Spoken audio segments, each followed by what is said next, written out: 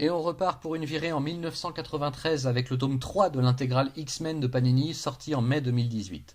Nous démarrons ce troisième tome de l'année 93 par un récit grand format exceptionnel, avec le Cerveau, ancien membre de la confrérie et ancien adversaire des X-Men depuis leur début, qui est malheureusement mourant à cause du virus relâché par Strife sur toute la planète.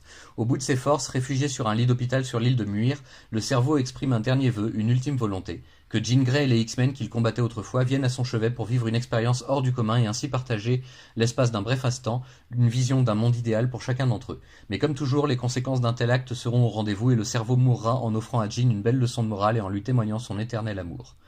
Ensuite, retrouvons nos trois leaders des X-Men embarqués dans une virée en terre sauvage pour obtenir de leur ami Khazar du vibranium, qui servira à alimenter les défenses de leurs engins et installations. Mais sur le chemin du retour, quelque chose parvient à toucher et à détruire les commandes du Blackbird, et Charles Xavier, Scott Summers et Ororo Munro se retrouvent pris au piège en plein milieu du désert antarctique alors que la tempête menace et qu'ils sont sans aucune ressource ni aucun abri fiable. Tornade tente de dompter les éléments déchaînés autour d'eux, mais sans résultat autre que de surcharger son propre corps d'une énergie qu'elle ne peut évacuer et qui risque de la carboniser sur place.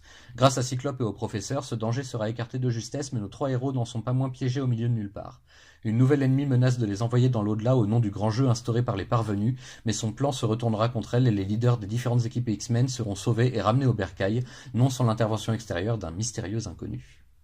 Mais le destin n'en a pas terminé avec les enfants de l'atome et leur retour à l'Institut Xavier se fait dans de dramatiques circonstances.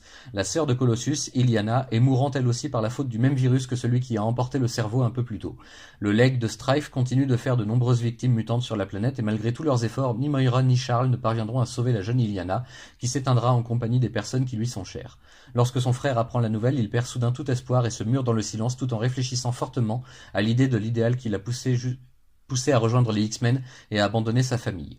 Plus que perdu, Colossus est dévasté par les décès qui s'enchaînent dans son entourage. Son frère, ses parents, maintenant sa petite sœur. L'homme de métal est à bout de patience et de force pour supporter encore longtemps ses injustices, et sa colère menace d'éclater à tout instant.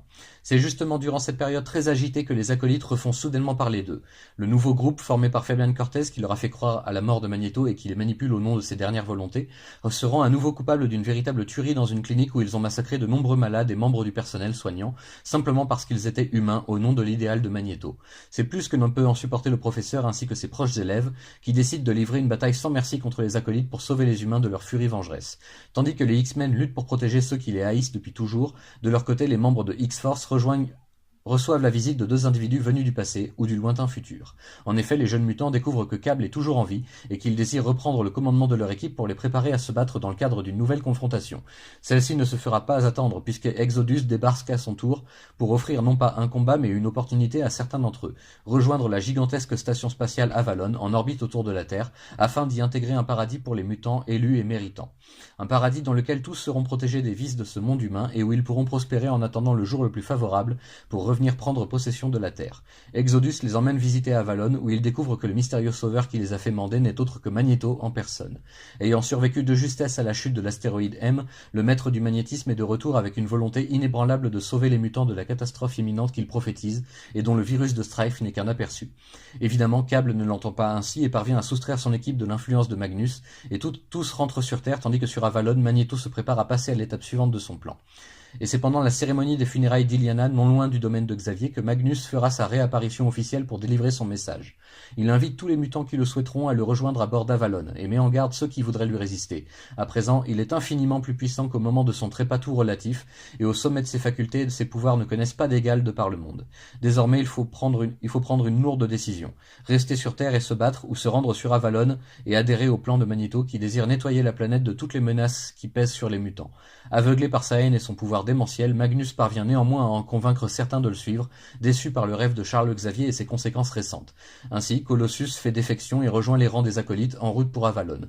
Dans un sursaut de courage et en réunissant toutes ses forces, le professeur parvient à prendre le contrôle du pouvoir de Magneto juste assez longtemps pour l'éloigner d'Avalon, ainsi qu'éloigner Avalon de l'orbite terrestre et de l'envoyer plus loin dans l'espace, mais à quel prix? Magneto et ses partisans seront bientôt de retour, et alors il faudra affronter l'inévitable rage destructrice du seigneur de l'attraction fatale. Les X-Men seront-ils de taille face à leur plus grand défi à ce jour? Et voilà, on y arrive enfin, ce troisième tome de l'année 93 nous emmène tout droit vers l'événement majeur de l'époque pour les séries mutantes, Attraction Fatale et le retour tant attendu et redouté de Magneto.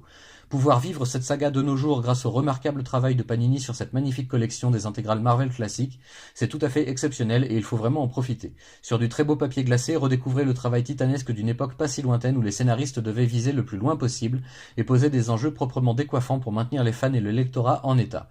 Ces tragiques événements se poursuivront bien entendu dans le prochain tome de l'intégrale de l'année 93, bientôt ici sur Radio Foggeek et sur YouTube, et mèneront tout droit vers, vous le découvrirez assez tôt.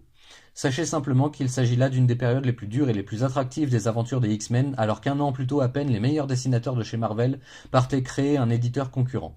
C'est là, à mon sens, une merveilleuse leçon de ténacité, d'effort conjoint de la part de Marvel que de réussir à proposer des récits de cette qualité malgré le manque d'effectifs, et c'est bien dommage qu'assez peu de gens se soient intéressés à ces aventures à l'époque. Mais rien n'est irréparable et voici enfin l'occasion d'en profiter pleinement dans les meilleures conditions possibles. Couleurs vives, dessins magnifiques et très prometteurs de certains jeunes artistes d'alors qui devinrent plus tard des rockstars de l'industrie des comics, et scénarios proprement impressionnants. Pas de doute, vous êtes bien au cœur de la tempête X-Men qui déferle sur nous avec plus de 25 ans d'écart. Prenez un siège, installez-vous confortablement et laissez libre cours à votre imagination. Laissez aussi et surtout celle des grands scénaristes des années 90 vous emporter d'une des plus grandes et des plus importantes aventures de nos héros mutants.